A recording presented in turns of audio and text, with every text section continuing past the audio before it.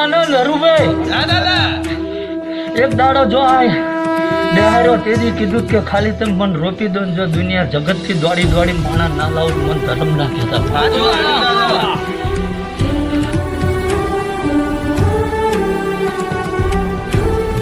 ભાઈ વધારે તો કેવું નહીં પણ કદાચ હાથ મહાનગર ફરી આવું ને કદાચ 33 દેશમાં જો બાધાયું મારી ના પકડો ને તો હું જો વળ્યો